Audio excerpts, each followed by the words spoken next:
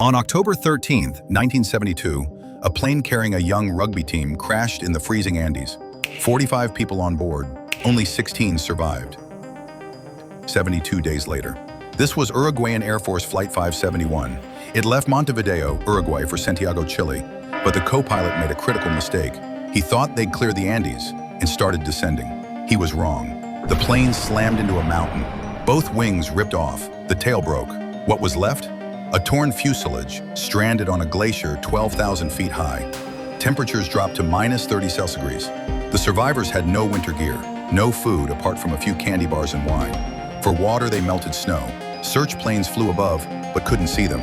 The white plane was camouflaged in snow. After 8 days, rescue was called off. The survivors heard this on a tiny radio. The world believed they were already dead. Starving and freezing, they made a terrible choice. With no other option, they decided to eat the bodies of the dead. It was unthinkable, but necessary. They discussed it, cried, prayed, then they did what had to be done. Just when they began adapting, tragedy struck again. An avalanche slammed into their wreckage, killing 8 more. Now only 19 were left. Still, they didn't give up.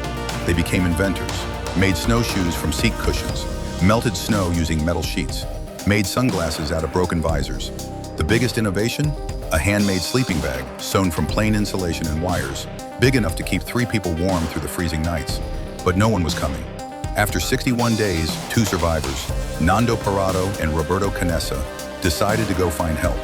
They believed they were close to civilization. They weren't.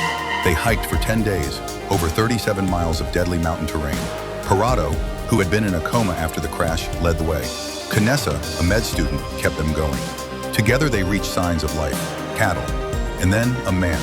It was a Chilean herdsman, Sergio Catalan. A river separated them, so Catalan threw a piece of paper and pencil. Parrado wrote, "I come from a plane that crashed in the mountains. I am Uruguayan." Catalan didn't hesitate. He walked 80 kilometers to alert authorities. On December 22nd, helicopters reached the crash site. First 6 were rescued, then 8 more the next day. After 72 days, the miracle happened.